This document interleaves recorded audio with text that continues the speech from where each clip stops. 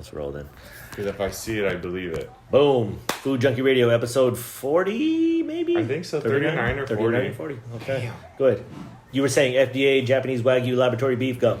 Yeah, so we were talking about all that. We were talking about lab-grown meat and how are we ready for it? Does it matter if we're ready for it? Who's growing it? Who's going to use it? Who's producing it? Who's in charge of regulating it? It's I think, I don't know. I can't think of another time where a whole new kingdom or sector of a market just appeared, right? And That's now true. has to be kind of like Accommodated for, or... like the Food and Drug, I guess, in America is the one that's in charge of it, but who internationally, because it's not really beef anymore, is it? Or it has to be labeled as plant? It has to, so it's like this whole new product that now is going to require all this, its own rule set, and we'll see what happens. I think it's kind of cool. I think it's a good idea. I think you were saying Singapore is working with some company out of San Francisco, Eat Just. Yeah, Eat Just. And I think that's a smart Chicken play by them nuggets, because they don't want to be as dependent on their neighbors for food. And which is it's a great argument. I think any country trying to be autonomous is a smart play by them because True. you never know when your neighbor is going to turn against you, especially in global politics. Well, considering the last, Especially considering that little part of the world, it's very, it always seems just perched, ready to fall over either side. Oh, yeah. When you say Wagyu, and with the FDA, I mean, obviously, I think, new president just picked the head of FDA, I think, or... Yeah, that was also, we were saying Biden just appointed a new guy in the FDA. See, so now I'm thinking in my head, going to that side of the argument, politics and food is fascinating because that guy doesn't strike me as a guy who just worked in the industry for a long time or has become a long-time farmer. The guy he appointed had this job that he's appointed back to now towards the end of the Obama Oh, so it's a guy that used to do it. So he used to do it, and then I guess, Trump probably came in, put his own friend in, and now Biden's back, so he's putting his friend back in charge. So. That's what I'm saying. See, and I don't know how much FDA has to do with, actually the man. It's probably just more in regulation, which you're talking about. I don't think they worry too much about. I think they worry the same about manufacturing, like the health department worries about my manufacturing. Like, yes. They don't really care if it tastes good. Yeah, the end product is just more of how you arrive there. Is it safe for human consumption? See, and that's what I'm curious about because with my argument before when we talked about mock meat or, kind of this faux meat type situation is what is everything going into it? And if it's coming from a medical place, one, we mentioned off camera, like that's going to be an exorbitant amount of cost at that venture. But if those things either through regulation or a new, kind of ingredients come in to work with, then obviously the costs go lower. But even then, it's like, are we straying away from even more of a quote-unquote natural thing? But essentially this is supposed to be a little more targeted, meaning they could incorporate the nutrients that you need and they could put in the necessary things, apparently. I guess is it not natural just because it's an accelerated growth of something? Because otherwise it isn't all farming technically not natural, Good point. I mean, I see the argument for that way, and I definitely see it like, well, it's in a lab, it's not an animal. And I'm like, well, I think our science is just getting to the point that, and this, it reminds me of like GMO, everyone's always against GMO, and I'm like, I think we're definitely dabbling in some science that we don't fully comprehend the effects of it yet, for sure. But at some point we do have to kind of progress because there are so many people.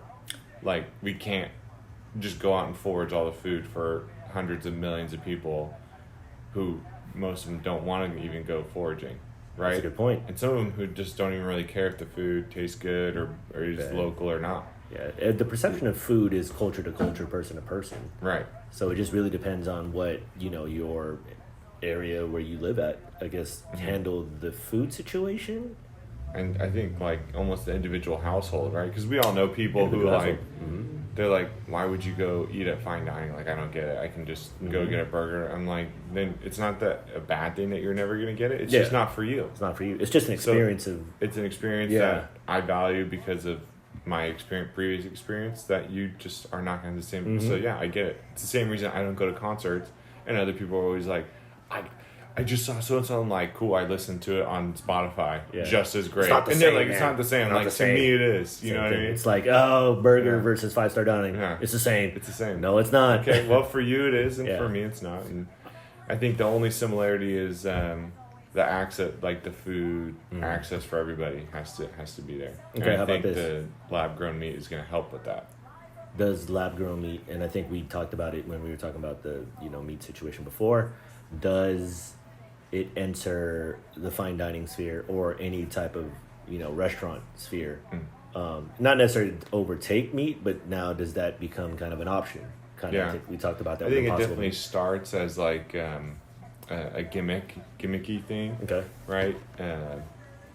But I'm just thinking about it right now. Like, what if they get the sign? Okay, they learn how to grow the beef or whatever, and then they learn. Oh, well, actually, if we put this much chlorophyll into the beef, it tastes like it comes from this region, right? Because we're always like, imagine there's no reason to say why in the lab they couldn't match the terroir of different parts of the planet just on demand. I mean, you could just have Right? send that shit to me, just like kind of me just dissecting They don't have to send it to you. They just Give send you you the a replicating PDF sequence, of the replicating sequence. Yeah, and yeah. you're just, cool, now I have Japanese Wagyu on demand. Oh, that Now is I have, strange. I don't know, what's another super specific thing?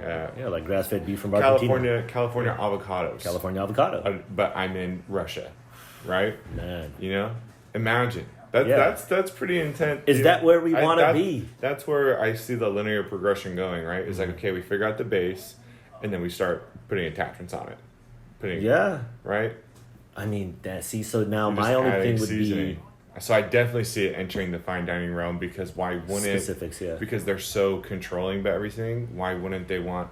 I want it grown with 0% salt. I want no saline That's a good in point, that whole beef, because I want control at this point. Or maybe they do the science and it's like, actually, I want this beef with 50% chlorophyll and 10% nitrogen in it, because that picks up on the people's taste bud in this specific way. Oh, so yeah, food maybe goes into that more of a scientific thing. Yeah. At least for the restaurants that want to partake, I can see that where it's like this Wagyu also has hints of lobster.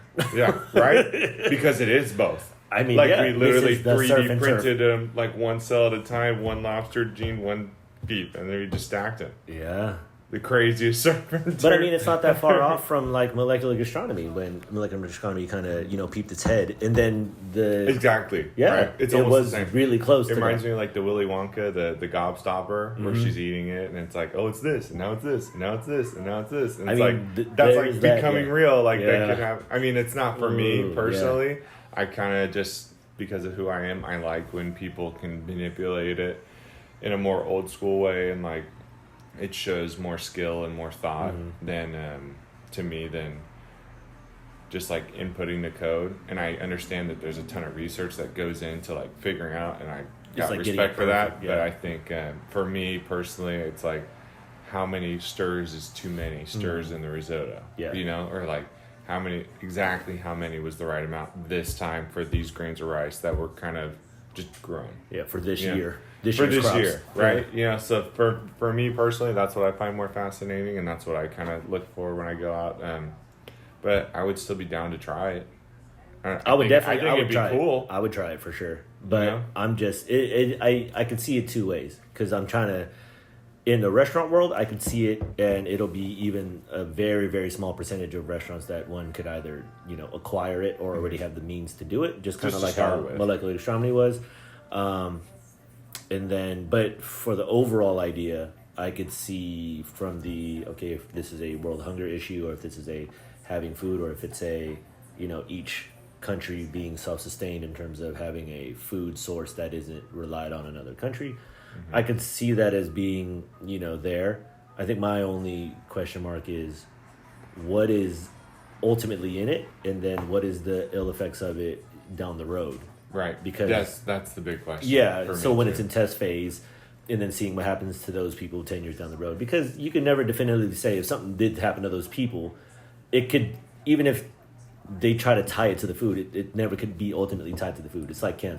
They have to go live their life. That's what I'm saying. Yeah. Right. You're not gonna get 10 people to do the exact same thing every day from the moment that they were one cell to the end of their life. You can isolate everything and just know what the food does on a basis. So, but I think for the creative part, I like it. For the laboratory and science stuff, I mean, yes and no. I think it's just kind of strange if it becomes a home thing. So now let's take it to... That's when it would be kind of surreal. Because I'm thinking, okay, will they make a system where it's really easy to do at home? Where it's like, oh, just add water, leave it here, then you're good? Or... You know what I'm saying? Like, how long does it take for it to become... I wonder, is it like, the next small appliance on the counter? Yeah. Or is it like the next big appliance that's like, oh, I toured this home and they had a dishwasher and they had a meat replicator and a microwave built in. Yeah. And, it's like, what? Yeah. I mean, but to your point, this is some futuristic Jetson shit, and it's like here where, in theory, it's it makes sense. It's here faster than I thought I'd ever be here. In theory, it makes sense. Because you're like, if I don't have to go anywhere and I could, create my own protein, I mean, what's to stop? I mean, that means I can literally just sit and consume entertainment all day. Yeah. I don't have to go shopping. Yeah. I'm not worried about not having, nourishment or food. So to me, that's fascinating. I don't know where I land on it as I'm thinking about it, because we were also talking about the 3D printing and doing very thin layers of... I'm assuming they said they have candy and sweets, pancakes, stuff like that already out in the market at higher end marketplaces, I guess. So it's out there, folks. It's so small. I'm assuming its footprint right now. Yeah. But 3D printer's been around for a while. So whatever the beginning technology was and whatever iteration they're on now, I can only imagine this is only going to get better. It's exponentially goes faster. Yeah. As we understand more and more of how it actually functions in the real world, they're always going to get faster, better. Bigger, faster, stronger. Can you imagine overnight? What if you're like, I need 10 pounds of this protein, and you're like, it'll be ready in the morning, and you just get there, and it's like, but see, now is it a bland-looking block, and it just tastes like it, or is it going to replicate the look also? Who knows? Because you got to think it's like I bet in the start for sure, probably like a block, just because that's colorless. Easy. Colorless, maybe. But why not in the future? Is it not just look exactly like it would in an animal? But what if it was like this? It was like, and I just want, for instance, for fish, right? Let's just say I want to create a salmon, but no bones, only belly meat, and I don't want no skin. And then it just kind of gives you the, what if it just comes out opaque first, just like kind of that off-white? Yeah. And it's just labeled as that. And like, okay, this is what it is. You know what I'm saying? Because once say you get that and it tastes like it, now to make it look like it, there's a whole nother kind of thing like skins like in video games. Yeah, you got to buy the skin for it. Yeah, to think like it's gonna come out with a color. I mean, don't get me wrong, they probably have that figured out, but I'm assuming there's some kind of dyes involved. I mean, and then to me it becomes that philosophical shit. Like, okay, how much of it's processed, and then does it work with your specific, liking, disliking versus this is just an experience. I see it more novelty. At what point? I'd be interested by at what point does it go from being non-vegan, which it definitely is right now, because you said they're starting with real muscle meat to grow the rest, right? Yes. So at what point do they cross that bridge and be like, actually, we don't even have to take anything from an animal. We have the data on what it is. Yeah. And completely separate over here, we just took that data we learned, and now we grow this 100% synthetic. Is that at that point vegan, or is it because you got the research from an animal, or is it like that's gonna start being weird for because people it comes too? how it's derived. Like, well, did it? It's like, is it? That'll be a next layer. That's a super gray area. That is. I know. I just think that'd be fascinating, but.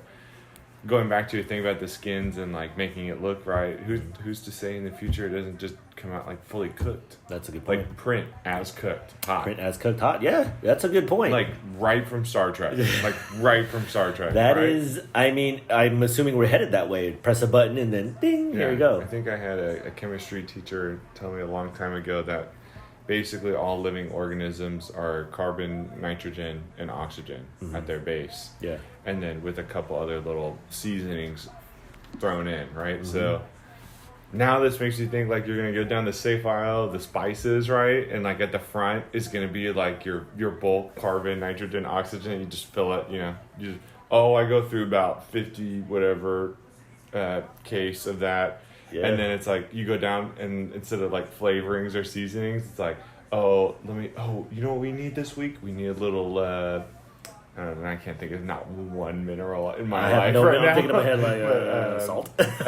we need a little chlorine this week. Yeah, chlorine. Our little chlorine pack, is out there. Man. Is that what like what's that, spices of the world? Is it going to be like sumac and stuff? It's going to be, oh, here's your sodium, here's your chlorine. Yeah. Here's your heavy metals or whatever. Here's your iron. There's one. Dude, finally. That sounds like molecular astronomy. And then you go home and you have like a big, you don't even have a fridge anymore. Nope. Your fridge is just like this thing in the wall with looks like just vials, a soda stream. And you just put your vials in it. That'd be crazy. Oh. I mean, but then, like you said, if you look at let's computers and how fast that did. So now that 3D printers are here, and then now we're itching at the homegrown food thing. I mean, 20, 30 years doesn't sound that crazy to be somewhere along that. Obviously, we can't predict the future, but in the sense of exponentially growing an idea like that, yeah, I can see something like that because that's not that far off from what we're saying now. Right. Like I said, molecular gastronomy was close. I remember working with a lot of those ingredients, and it was controversial because of an incorporation of a lot of chemicals, I think was the argument then. So the lasting effect from that trend was sous vide cooking stuck around. And some people, especially in the dessert world, I think do a lot more with the with those ingredients more so than the food world. But like maltodextrin. Yeah, maltodextrin and stuff like that. So I'm thinking with the food situation going forward now, I'm like, okay, I could see it reincorporating, and maybe this is here to stay because of the events in the past couple years. Essentially, there is always a fear of losing, not having enough food. That's always kind of a thing over there. Get rid of that.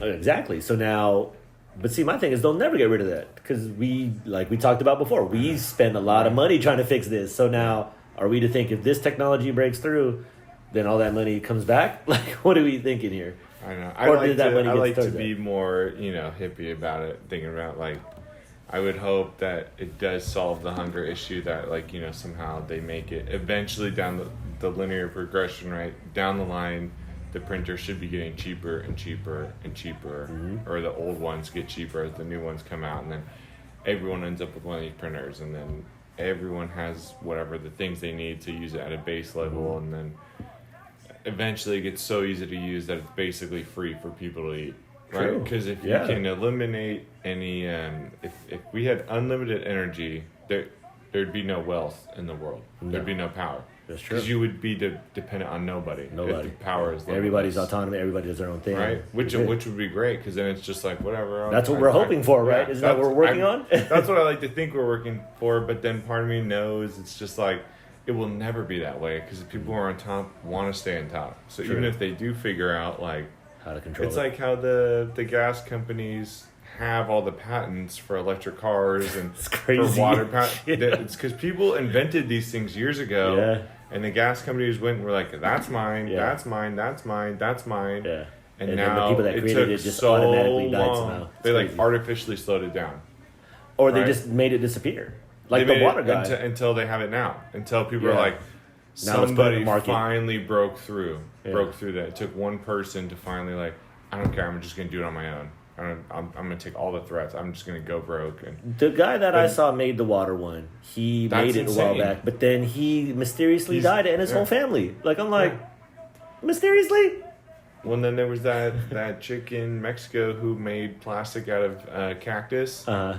I saw that report. I've seen nothing about it since. Oh, she's probably disappeared also. And it's biodegradable plastic. Oh, she disposed of. Right? So that's what I think of as like the, all my conspiracy shows. But I mean, I think you're on point. The hippie makes sense because I'm of the thinking that world did exist. Like free food, free energy. Because why are we thinking that was there? Because I have a feeling it was here before. And now, I don't know what degree it was like, but there had to have been an idea where there was a point in time possibly where everybody had abundance of food and everybody was living on a different kind of energy form somehow. That's what I'm thinking, because I'm assuming all of this, food technology and stuff is trying to get to the point where people can have food. People, all walks of life will never be in fear of, not having food. So why are we doing this? Because I think we've done this before. Why are we chasing that? Yeah, I think it's happened before. So that's why, is this something that we've done, or is this some weird way of arriving at a place that we've been at before?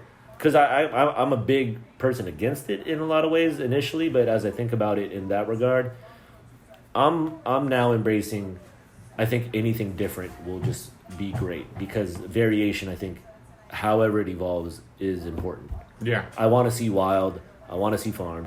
I want to see, faux meat. I want to see laboratory meat. I think it's all has a space. I think it's all here. And if it's limitless, why wouldn't there be all of it? Exactly. Yeah. I don't want to be stuck in an antiquated way of thinking as I get older, because I don't want to be like, no, meat and wild is forever. It's like, I think it'll always be around, but now the percentages of how people consume, I think, will change, and then market will ultimately dictate if things stick around or not. Right. So, and with that in mind, hopefully these, places are coming from a place of, nothing crazy. And that's what makes it strange too, because I know that a lot of these are like, we're trying to battle climate control. We're trying to battle, like, whatever their narrative is. Because I think as you come out with products now, especially for consumption, you're going to have like a tagline. You're going to have to fall into some marketing niche work. Of people. Yeah, some niche. That's all what it is. So in saying that, I hope that, okay, as this stuff is introduced, fat or not, hopefully it jettisons to the next iteration of what it can be, and hopefully it's better as opposed to worse. Yeah. Because we can't get that bad. Just changing it, you're bound to get better. Because either the change was better or worse. And if it was better, then you stay with it. And if the change is worse, then people are like, forget it, we're going to go back to this one, do a different change. And I just hope, that people don't become fanatical about it in any way. Like what? Like become, what's it called? Radicalized. Like, oh yeah, they will be. This is better because no, just take a breath. Yes, you don't have to pick a side. You don't have to pick a side. But the way things are going, you would think like, oh, I could easily see this. That's always the marketing ploy. It's like choose us over them, and it's like, how about I just choose you sometimes? Yeah. I'm more in the camp of I'd rather go backwards, but backwards with science, meaning people kind of get out there and explore growing it from a quote-unquote natural state, whether it's farming, like just small, herbs, to a little tomato garden in the back, to you ain't got to have your own protein, but to at least be in kind of a radius or in cahoots with someone that you can, a phone call away to go visit a farm and, to see if you could source local product. I'm more in the thinking of trying to curve socially, in America anyways, using more of your quote-unquote earned income for consumption as opposed to less. I'm more on that side. So whatever leads people to make a bigger commitment, at least if you want to, into food instead of shortcutting it. Because the shortcut food right now is, highly processed foods, meaning no type of... So almost no nutrients left. No nutrients, yes. So that's where if that's replaced by something that's nutrient-laden... edible substrate that does nothing for you. Yeah, it fills you up, but only for a very short period of time. And then now we've come into this point where we're just kind of, eating things frivolously without any type of, It's like eating a whole bag of chips when it says servings, 54. Yeah, 54 and it's like a little baby bag. Yeah, that's what I'm saying. It's you don't want to do that. Exactly, but that is the culture now. So I'm more in that world. But I love to do that world with a little bit of this science world somehow. So imagine if you can do small farming at home, inside the house, with the help of technology, but still keep 1 foot in, 1 foot out, essentially somehow, whether it's just grabbing seeds. Can we seed it up with water and then do some science shit and then do something like that? Yeah. Instead of just fully... Only because I feel that once the power of being able to, harvest or have the knowledge to do your own food, once that's really gone, then there's no turning back. That's it, yeah. See, so that's where I'm kind of like, I wouldn't want this to take over, but I'd love for it to be a part of it. Yeah. And maybe in cahoots, but not necessarily like, no, this is the future for everybody. I was like, wrong. I don't agree. Because then once they have your food like that... you become dependent on the technology. And food out of all things would be the worst one. Switch it on or off. Yeah. And the fact that it's in control of these people. Planet comes up and is like, yo, look at this planet, dude. They got everything. Hell yeah. But look at, if we just like literally turn off electricity on them, they're dead in like a week. And then we'll just come in, turn it back on, and we'll be fine. Yeah, we'll be in control. Even they can't even do anything. They don't even grow shit anymore. Look at all this great ground they got. If we control their food, they're fucked. Yeah. Yeah, so. And it all becomes that. And on top of that, the people that know how to do it are only going to be these, you know, very specific science-laden people. Yeah. And then, or if the technology allows it, you can only get food if you buy these instruments to do it. Right. See, so that's why I'm kind of like, okay, I don't fully agree with that. Don't want to dive all the way in. Yeah, especially if it's in the name of climate control. Because like I said, I'm on the fence about climate control. I'm not saying it's super fake, but I'm also not buying into the idea. And I don't really like it when people use that as the selling point. Because then you're harking on a hypothetical. The world's going to end if you don't do this. Motherfucker, fuck you. Not. That's what I'm saying. I'm like, if I want to just consciously do it, just in the idea, like I'd like to have less waste or less whatever it is that your surfboard is, then that's cool. But if you're gonna tell me like, no, do this and doing this will save the world, I was like, that's bullshit. Don't tell me that. Well, that's that radicalism. There you go. Yeah, it's like, hey, I do this and it's this easy. Mm-hmm. And if you would like to try it, I would love to show you. Mm-hmm. And if you don't want to do it, all good, whatever. Yeah, because I think science has a place. Yeah. And these are my reasons for why I do it. Yeah. It's helpful because of A, B, and C. Yeah. The way you're doing it is harmful because of A, B, and Z. Mm-hmm. You know, and if you're chill with that, you're chill with that. Mm-hmm. You know where I would like it to have more emphasis on instead of protein? I would like it to have more emphasis on like baking and sweets, because that's already a little more like in that realm already, where you're doing, you know. Yeah, if you just print cupcakes. Yeah, that's like what I'm saying. Your whatever kid, you know, there's that classic for parents that tomorrow there's a bake sale. Yes. Print them up. All right. Well, you know what you got to do. Yeah. Use your science. Like, hey, cool. I'm cool to put it in that realm only because that realm isn't something that everybody's dependent on, but a lot of people consume it. I don't need a cookie. Yeah, you don't need it, but it's lovely. It's great. I do like it. Yeah, and on top of that, the initial idea of it is already more science-based than just... I mean, cooking's very science-based, but when you're doing it, it's more of just like we're just winging it, and this is just I'm doing some shit. That is like, I'm measuring a cup. It would be nice, every time you go to bake something where you're kind of like, I hope it works, instead of just like, no, it works every time. Yeah, see, that's what I like. Where cooking doesn't need to do that, at least I'm sure on a smaller some scale. people would think differently. No, for sure. We're definitely arguing them out of a job I know. But I mean, who wants to wake up that early, and who wants to be that weird, dessert person? It would be nice just to be like, oh, you know what sounds good in the morning? Some bread and butter. Okay, get the butter up, put it on the counter. Okay, and make sure you put in that bread from the whatever French place. Put it in the code. Boom. See, right there. Right? Yeah. Have it set to be done at like 7 a.m. See, and to your point, how about this? What was the most common thing people were eating when you see movies and TV shows? Some bread. Well, bread's the best. Ain't no one eating I'll get a steak. Like, no, everybody eating the bread, and that's cool. So I'm thinking that is the focus on the bread part. Protein's great, maybe, put it out there for sure, but I would focus on bread. Yeah. Because, like I said, like if you could, I want that rustic baguette, I want that challah bread, I want that, food, what's that Italian one with the... Focaccia? Oh, focaccia, yes. Focaccia when it's all big and smiley. Ooh, yeah. You know what I mean? And then you could get it region-specific. Yeah, we talking now, in my opinion. Let me get the focaccia from that little town over there. And also, I want the focaccia from San Francisco. See? And that to me, I think, is a better selling point because, as I thought about it, that is more of the staple where, oh, can I get some food? Oh, some toast and bread and some butter. Perfect. Yeah. That I think is, let's just get there. And then the protein stuff, I mean, let's just work on finding one and then seeing how we can bring it down. Yeah. That's where I'm at. I think, in general, people worry about eating so much protein all the time, right? And so it's like, oh, you gotta eat more protein. You gotta eat more protein. I'm like, why? Yeah, exactly. Why? Yeah. No, I'm more on the side of yeah, exactly. Chilling. I'm more thinking, you don't have to eat a lot. That's what I'm more. My mind is going there. That's the minimum that we need. Yes, right? Yeah. Depending on how many calories you're burning. And I wonder if they're talking about protein as in like nuts and seeds too. Can you just like? No one ever says that. See, and I would use science to be more into that too. Almonds take how much water? Like 3 gallons to make one almond. See, so I'm like thinking in my head, hey, that would be a good use also if you could replicate the nutrients and the protein. Dude, let's go nuts. Pine nuts? How much are pine nuts now? Like $50 a pound? Still the most expensive. Come on, man. Imagine if that shit was like nice and. Well, we had that whole seed vault in that's good. Norway, Sweden.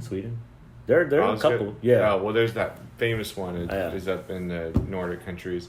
But imagine if they had that, and then you had this technology that can print out seeds. Boom. It's just another backup, like just in case, right? That's what I'm talking about. I've watched one special about that place, and they're constantly terrified that place is gonna lose power for some reason. Yeah. It has a ton of like safeties, but they're like, theoretically, if we lost power for long enough, all the shit. Yes, we would lose all the seeds. It would take a long time for sure that and have it well protected. But imagine if there was the backup of, well, even if this place goes without power for like 2 months and the seeds die, guess what? We have them all coated, and we could all replicate them again.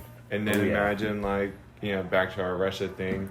This guy in Russia wants to eat California avocados. What if he could just, let me print out one of those avocado seeds. Boop. And get in my greenhouse and boom. See, later, then I have a whole plant. That's what I'm talking about. See, use the technology to become it more free for people to have it in their hands. Yeah. I'm into that mode right there. I think. See, everyone overlooks the protein in nuts. Yeah. Like there's so much. I'm thinking you could probably survive off of some fucking broth and some nuts and a little bit of toast. You'd probably be fine.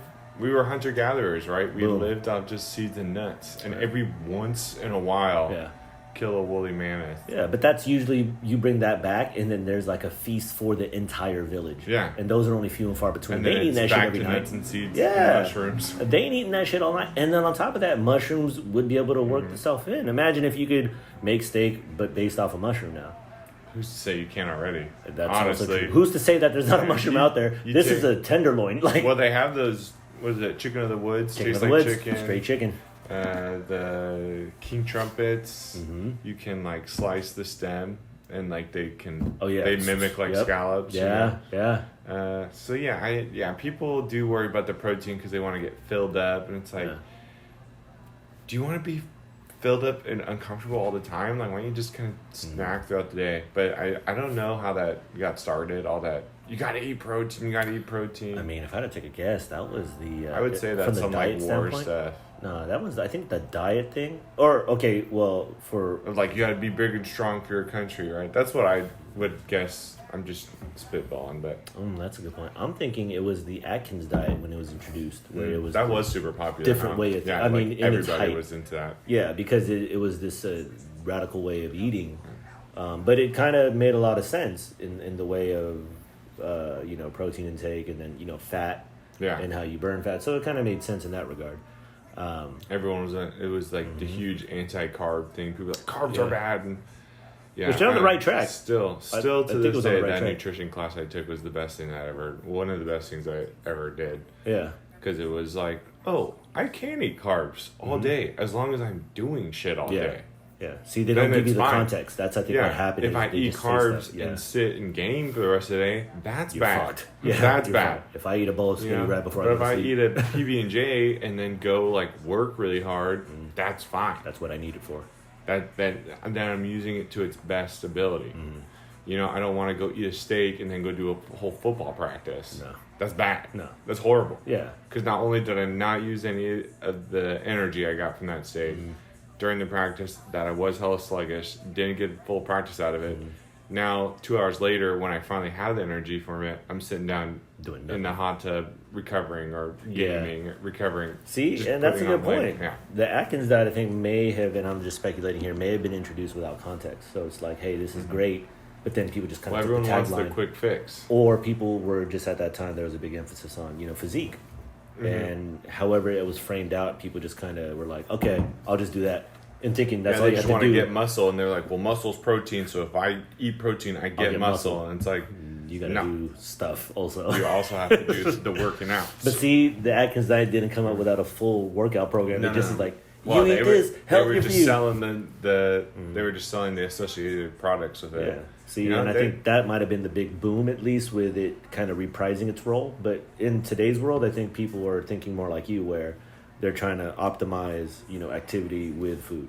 and that's why I think you see Yeah, also I the think so. variation of different diets is because it's the combination of people trying to match their lifestyle with their eating.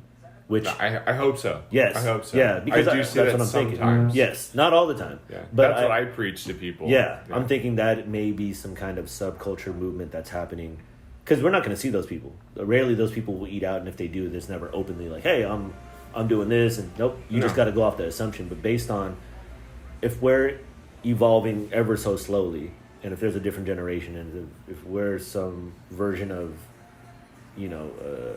a generation changing, it feels like that knowledge that has been imparted is in there.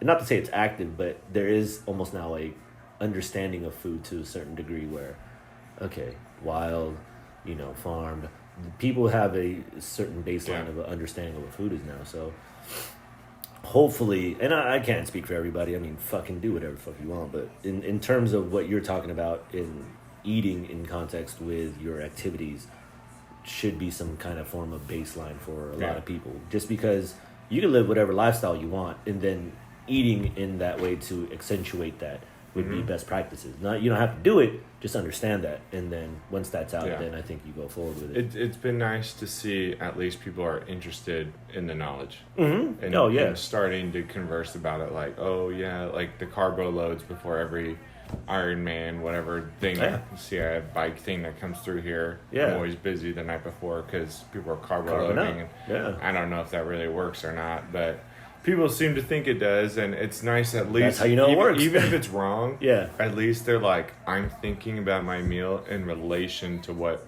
I'm gonna be doing. And that, at the end of the day, is the thing. As And long as people that's give a it some better context. thought process. I than agree. Just I am carb, so I eat carb. Yeah. Or the shit's good, I just eat it, and it's energy. And it's like, but are you doing anything to burn it off? Like, the stuff can be good. Yeah. And it could be bad for it. It could taste good and be really bad. In fact, it's usually tastes good and is bad for you. Yes. It's rare that it tastes good and is good for you. Yeah, rarely. And unless you're just a nerd like me and you think that butternut squash is like candy. But see, you could luck out and find it, though. Because there might be somebody who might... now there's that honey nut squash, And I think the more you do it, too, the more you... It's like beer, right? The first time you tried beer, you're like, this is garbage. Yes. This atrocious. is horrible. Yeah. And now... I got a bad one. I got it. This can't be beer, this thing that you guys always have. And now, whatever, years after drinking beer, you're like... Yeah, this Citra IPA does taste like a little lemony. Exactly. And it's like your tastes evolve over time, and if you can eat more vegetables and eat more complete foods, this is me preaching again, eat more whole grains, you kind of retrain your brain to be like, this is sweet now. Whereas Coke used to be sweet, now Coke is unbearably sweet. You can't even have it. Now, like, a roasted tomato is like sweet to you because you've retrained your brain. Yeah. But I think that's what it is. I think maybe we were just living in some dark age of food, and now we're going into a new age of food. I mean, looking at everything, like I said, like as we constantly talk on food on here, and as we go through some of these topics, I think I'm like, yeah, it feels like it's definitely evolved, at least with the options and then just kind of the general knowledge out there. Now, how people consume it obviously is different, but it seems like it's on extremes. There's people out there, fasting.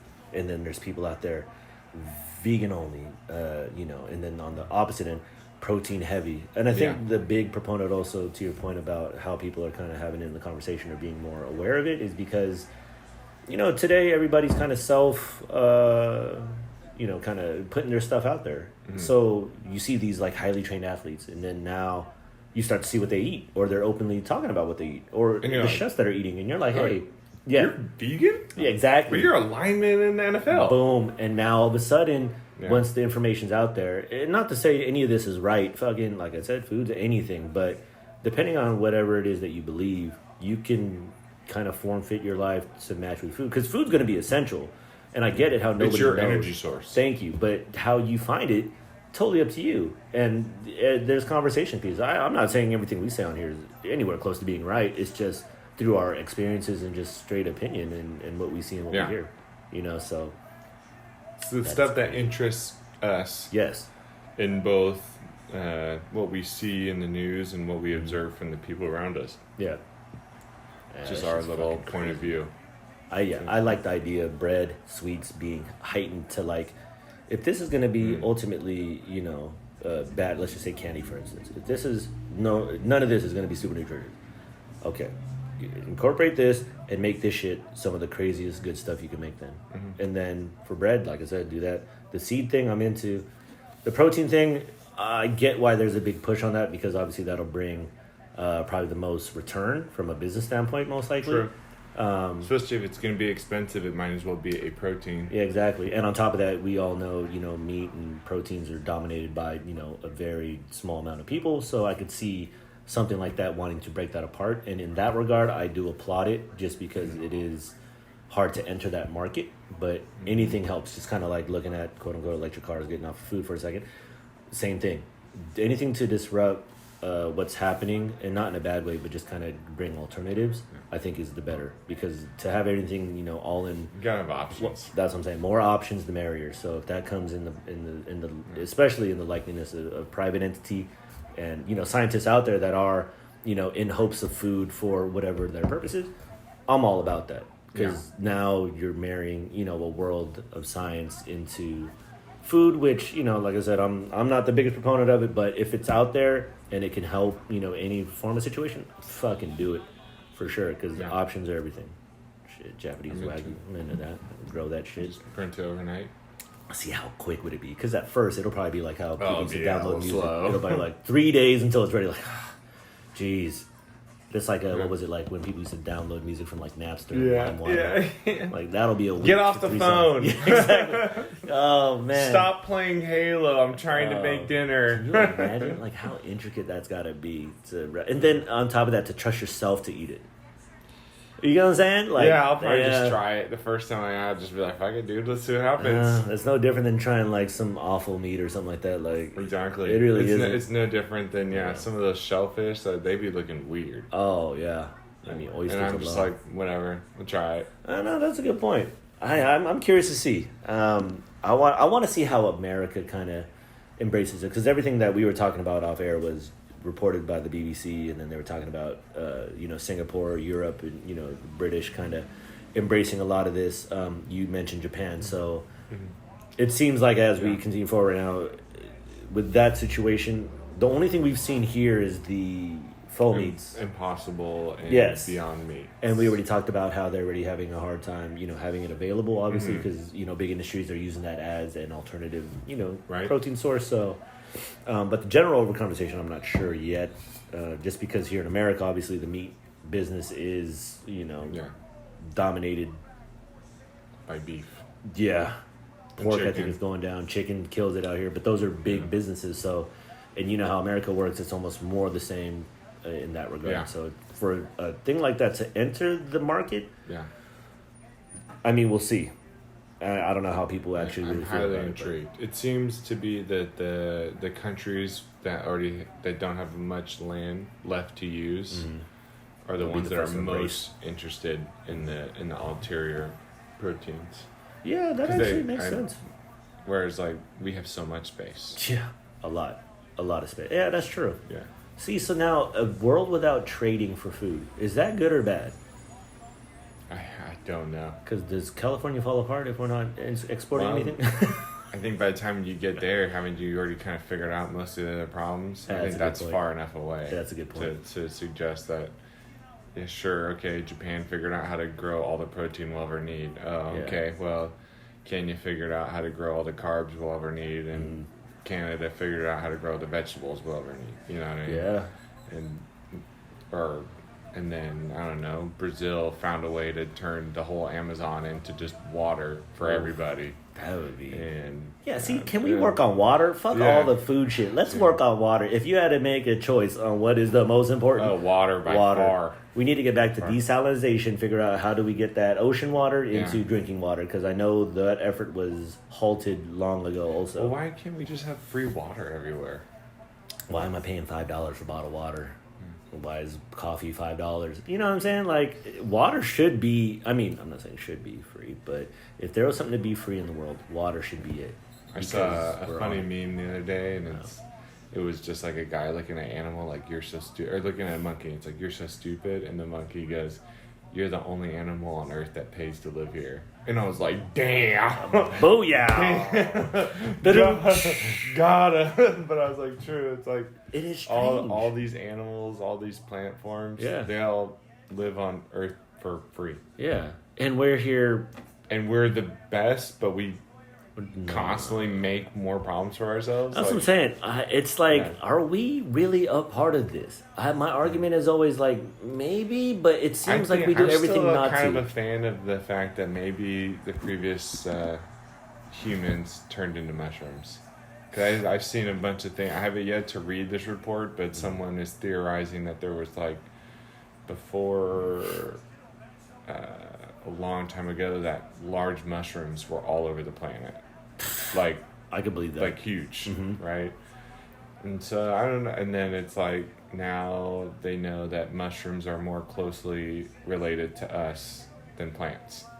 Oh, the red. Yeah, that's right. You were talking about that. Yeah, I'm just like, maybe our next evolution is into mushrooms, and that's our natural progression, and something else is getting ready to come behind us. But there's a gap, and so they lose all the technology, and that is they found some interesting pyramids in Russia recently that are older than the ones in Egypt, and That's what I'm saying. This stuff is only being unleashed. Like, I'm right there with you, man. I'm seeing that the history that has been told to us, it may or may not be what it is. it was true at the time they told us. Yeah, of course. And then they found more, and now they're like, Or did they know more? And Or now did they that know stuff more? is getting out, Well, we'll see. they're trying to control what's coming out. Because Yeah. if I were to tell you that, okay, let's just say for your instance, we were mushroom people, right? okay, Okay. mushroom Now, people. maybe when we pass, we ultimately become mushrooms, or this entire time we're mushrooms. I don't know. The more mushroom facts I read every day, the more I'm just like, dude, these That's things us. have a brain. They're That's thinking. Us. That's us. Yeah. They were, I Or know that's the we're getting one who's ahead of got it. ourselves No. into the mushroom facts, but No, this is where it's at. We Uh, talk about mushrooms. on here. they found this one mushroom that wind with huge quotes around it. I Okay. would say more of an airflow. Okay. Could create its own wind by releasing moisture into the air. So obviously the density Yes. moves the air around, and then it would release its spores after the water. So then that little bit of wind would get it going. If Yeah, there it was would not be a enough. self-starter kind Right, of. I could help and, my own cause. Yeah. Was it this other mushroom? I guess the mycelium protects plants by getting some part of it onto an insect that lands on the plant, and it like eats the insect from the inside out. Woo! And so it's just like The these mushrooms are capabilities. thinking. They are thinking Constantly, They're yeah. definitely communicating, and why would you have to communicate unless you're thinking? Yeah, it's true. Right? And they even on predate us by like a years. primordial level. Yeah. What would you be? So that's a thought at some point for me. I mean, they do predate us by possibly forever. And we just don't get them, and then maybe that's their choice for us to not understand them. I was reading this interesting thing. It was about cell theory. So cell theory versus terrain theory, or not? Was it cell theory? I don't know if it was cell theory. No, not cell. I'm forgetting, but terrain theory I think is one of the things. Beauchamp, I think, was the scientist. It was this idea that I think you spoke about it before. I don't know if you might have said it, but you were talking about like cells is everything, right? Cells is the thing that This dude was like, it's not cells, it's something else. I forgot the name of it, but the last name is Beauchamp. It's a terrain theory versus, I want to say cell theory, but it's probably a different name. Germ theory. I think germ theory is the actual thing. So germ theory versus cell or terrain theory. But terrain theory was this idea that there is actually something else that is very microscopic, and he was able to find out what it is, or through his studies said like, there's something small that's always been here, and even when we're gone, it's the shit that decomposes the body, apparently, or something like that. I'm butchering this shit up, but I'm following. essentially it's I like think this. I'm following Okay, the essence. let's say it like this. Okay, so let's just say cell, right? Like, in terms of rotting mold. Uh-huh. Okay, the idea is we want to protect the cell from stuff so it doesn't hurt the cell. That's the thinking now, at least in germ cell, whatever that is. But with the terrain theory, something to the effect of it's in us. So what's in us adapts to the environment, and that's what causes the mold, as opposed to no, the mold comes in and that's something you can control, so we need to protect this cell from that. Where this is like, no, the bacteria is in us, and it's always been in us, and it just depends on what's introduced to us, and then it form fits with all that. And there were two competing theories, and what happened was this dude, the guy that came up with that shit just kind of disappeared. And then germ theory came out, and that was the whole basis of bringing in like vaccinations and all types of things, because the idea is like we need to protect our bodies from these dangerous things, where this guy's like, no, the dangerous thing's in us. The world around us is the variable, so we have to figure out a way to keep the internal. So that's where the pH, the gut bacteria, all that shit that you hear is kind of derived from that study. And it's something I came across. I think I came across a discussion that was talking about it, and I was like, hard to find information on it. But it is something that is kind of not a growing thought or theory or anything like that. It's just something that was lost in history. Mm-hmm. And his whole study was like, I'm trying to figure out how to help people. And then there was another, a scientist down the line, another French scientist, I believe, that came up with a microscope to see it again. And even his publishings, he's not even on Wikipedia. And I'm like, that's crazy. This is a legit scientist. And he's like, I built a microscope to see these things, only to prove the theory again, where it's these small things. And it's always been on this, so like smaller than a cell, smaller than a cell, because you can identify than an atom. I believe so. But it's not just a small cell. It's not just a small. It's completely something different. Because it says like when you die, that's the thing that eats you from the inside out. And and then it stays, and then it kind of comes back into the world, and so it's in this atmosphere the whole time. Yeah, so it's constantly in us, as opposed to the idea now. That's some like organic nanite thing. But see, that's what I'm saying, is because how come just that idea was lost? Because I never understood. I don't know. Like I said, it fascinated me because I remember you saying the cell thing, and I don't know shit about fucking science like that. But when they gave the two arguments, it was like this. It was like what we do now is the illustration was a fishbowl, right? Mm-hmm. And there's a fish. And the germ theory or whatever it was, the fish is in a bag with water in the fishbowl. Okay. And then the germ theory, or the other theory, the terrain theory, is the fish is inside the water. Without the bag. Without the bag. So what we're doing is the bag, and we're in a bag with water. We're using drugs to make a bag. Yeah, essentially to when he's like keep really away. No, it's like you keep yourself up, and then you're trying to fight off not fight off, but you take everything in as it comes in, but your body's the one that's doing it. Come at you. Yeah, see, because everything's exposed. We're all exposed to it all the time.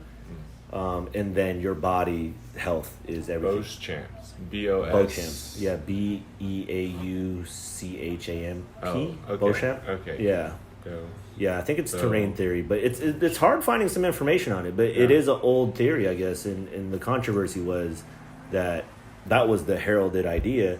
The other dude just kind of somehow, took his theory down the line and then was like, oh, no, yeah, see, I figured it out. And then he had this whole explanation, and that's what kind of curved it to be like, hey, all right, we need to incorporate all these things to fight off these things. Where he's like, no.